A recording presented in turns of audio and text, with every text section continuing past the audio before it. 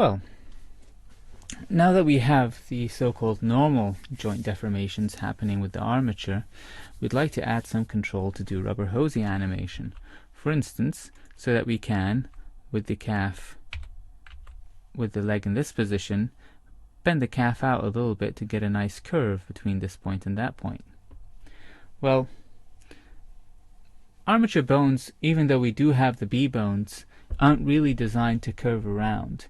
And so we have to modify the calf mesh with something that is designed to curve in such a manner. And if you guessed that we need to use a curve modifier, then you've guessed correctly. That is indeed what we need. However, we'll see that there are some problems from using a curve directly. First of all, let's try doing that right now just by adding a curve modifier. So let's snap the cursor somewhere here, which looks like it should be where the calf is, and add a curve. And since we want it straight in the default mode, we can just hit Shift H to give us those nice straight handles and rotate it so it lines up with the calf.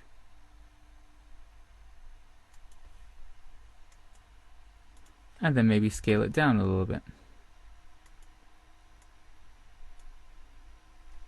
Now let's see what happens if we add a curve modifier to our armature with our new curve. Sorry, to our mesh. So if you select the mesh and we click on Add Modifier, and we can click on Curve for our modifier and type in the name of our new curve there. I'll call this Calf Curve.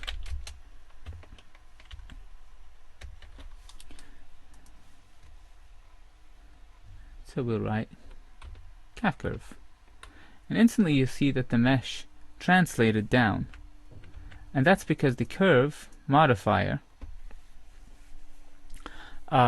uses the object center offsets for the two objects, the curve and the mesh. And so it will create an offset here. If we click on curve stretch, it'll stretch the entire mesh to fit in that space, which is not really ideal. And if we don't hit on curve stretch, we get some unwanted results where the curve doesn't deform the mesh where we want to. So applying the curve to a mesh is really kind of a tricky way to do things. It's creating a very nice deformation. It's just lovely to look at, but it's just not doing it in the right place. So applying the curve modifier to the mesh directly isn't really going to work. Even if we could limit the effect of the modifier onto one part of the mesh, we would still be deforming it in the wrong way. So how do we do this if we can't apply a curve modifier directly to the mesh? Well, we can try to modify something else with the curve and then use that modifier on the mesh.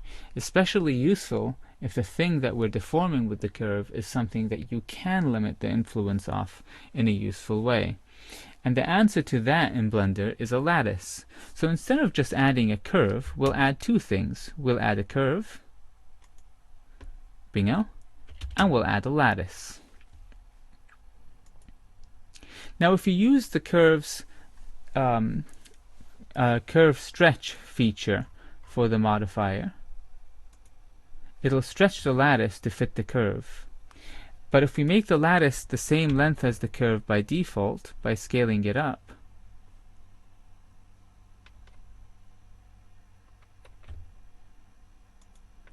then we don't have that problem. So we can make this Shift H there to make that straight. And now if we apply the curve, let's call the curve calf curve, and we'll call the lattice calf lattice. So let's apply this curve modifier to the lattice.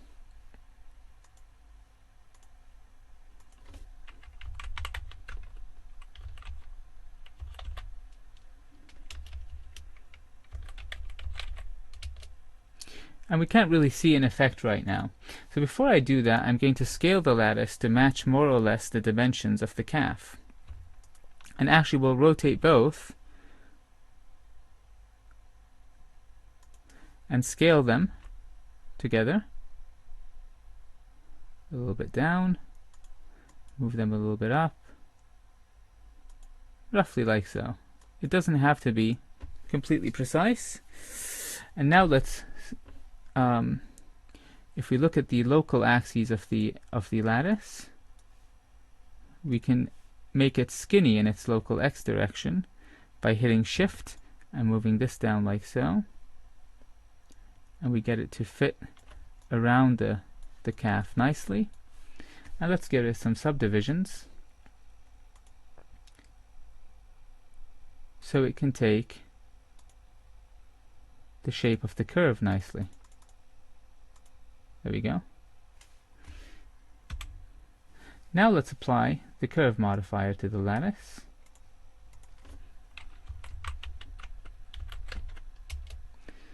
And if we select the curve, a slight hassle in this case, we can select these two handles here, and we'll see we're getting a nicely deforming lattice. Now if you apply the lattice modifier to the mesh,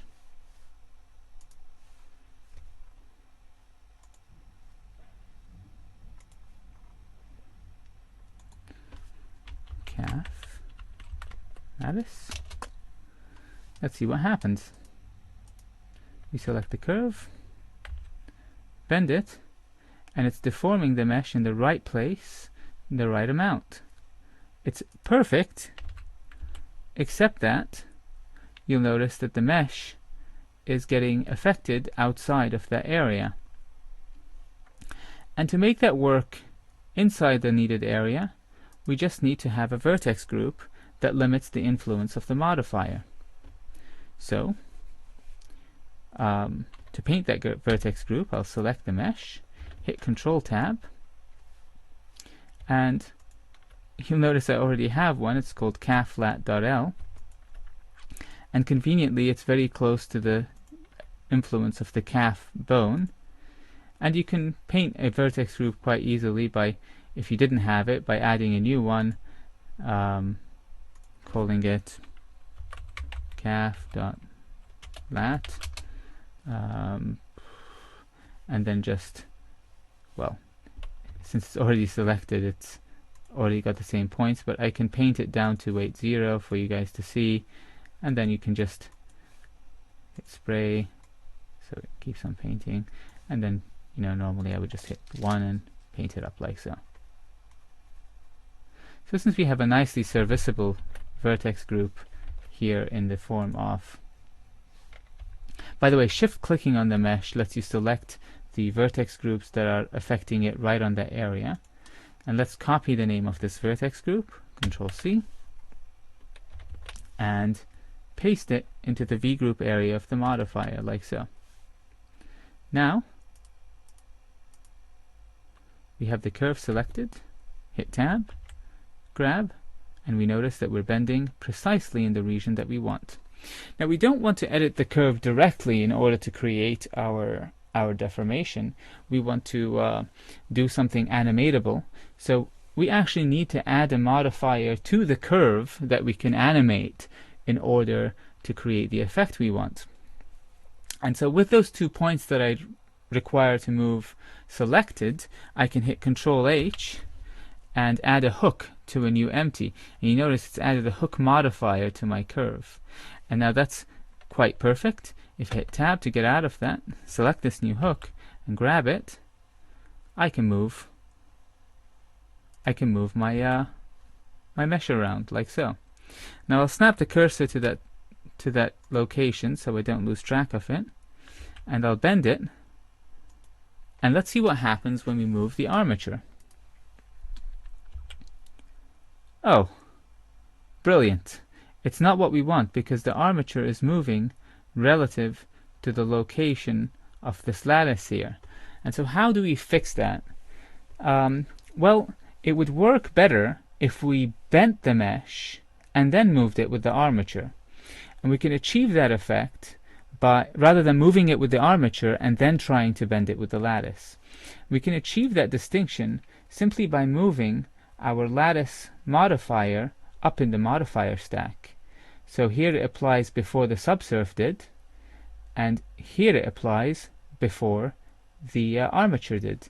And now you'll notice that the bend is independent of where the mesh is by the armature rotation. And so it's simply a matter of adjusting your stack order. Let's snap our selection back to the cursor. And you may have noticed from my snapping of the selection there that it's not quite ideal to control this with the empty directly, because you can't hit Alt G on the empty. If you did, it would go to the center of the coordinate system, which is really not what you want. So, how do we make that easier? Simple. We'll add a bone to the armature, and we'll control that empty with the bone by simple parenting. We have the cursor snapped already to the right location, so I'll simply select the armature, hit Tab, and I'll add a bone. I'll make it a little bone here, and we'll call it calfbend.l. And it won't be a child of anything. I'll hit Tab, and I'll parent the empty to this bone.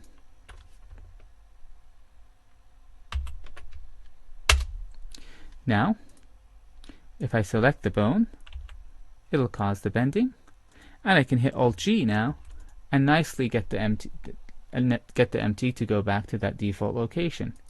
Since I don't want to ever move this empty around, I'll lock its location so I don't end up moving it by accident. And now I have perfect freedom in using this bone. And if I grab this, I can move it around.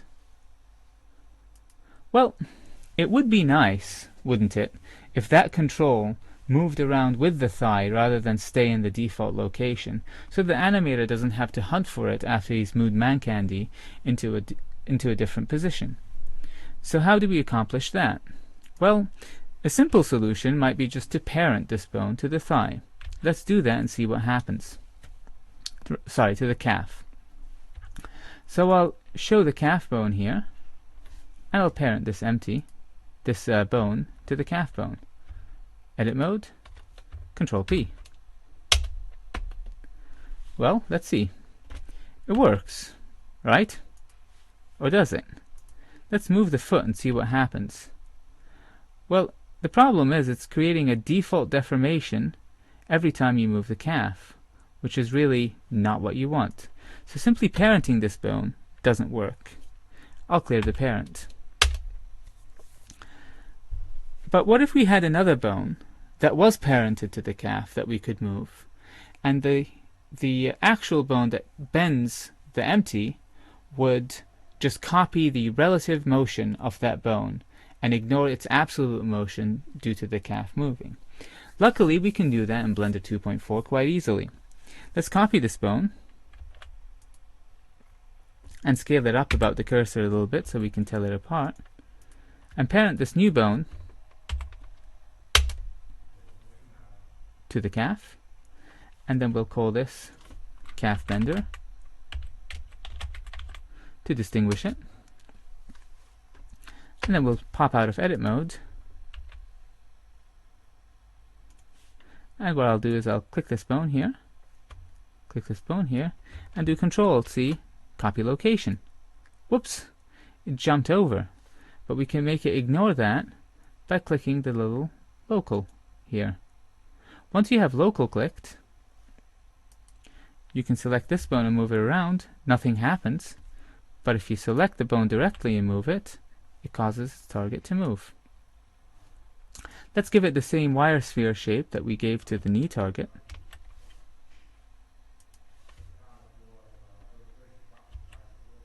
Like so. And let's move it into the layer where all the other bones are. It's already there. So let's get this bone out of the animator's layer, so he or she doesn't have to see it while she's working. Bingo. And now we have a nice control for thigh bending, for calf bending. Now, the question does arise is what to parent our curve and calf to. Do we have problems, for instance, when we move the armature away? The answer is yes, we do, because the empty moves along with its target, but the actual thigh and curve bone are not moving. And you could parent it to the armature object, which is perfect for a lot of situations, but it falls down in some cases, like when you do forward cycling on a walk. So you can compromise that by parenting it to that don't touch bone that we created earlier in the armature. So I'll make that don't touch bone visible again, and it's right there. Hit Control Tab so we can select it, and simply select this, Control P to bone, and select the curve, and Control P to bone. And as a final step, we'll just hide the curve and the lattice objects by hitting H in the 3D viewport after selecting them, and of course the empty as well. And now we'll just click on the armature again, hide that don't touch bone, and we have a seamless setup for bending the calf in a rubber hose style. We can do the same thing for the thigh, and indeed for the arms as well. You can do the rubber hose for the bicep and the forearm in the same fashion. And by default in Mancandy, I had cleared the rotation and scale of these bones and limited their X-location motion, so I could bend only in this vertical axis of the leg. If you do want to bend the leg out of plane, you can simply unlock that X-location lock and bend the leg out of plane. That's perfectly fine. It was just a suggestion to the animator that I locked that particular axis of motion. I'm not going to show how to add the curve and lattice constraint to the rest of the bones of Mancandy, because it would take far too long. I'll just save this file,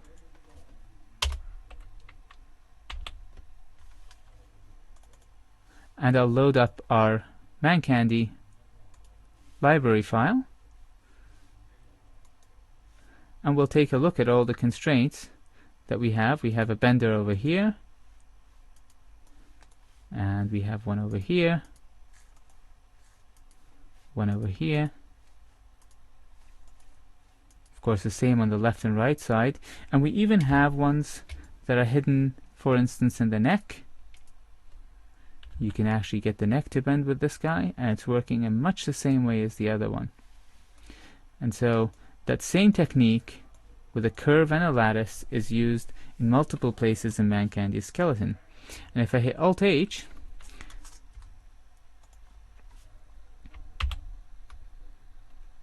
sorry, I have to hit Control-Tab, and then hit Alt-H in the 3D viewport, we can see all the lattices and curves and empties that we couldn't see before that are modifying Mancandy. And you'll see that they're lined up much the way the one that we showed in the calf was, along each limb and in the neck. There are other lattices that are being controlled directly by empties in different ways that I'll show later on.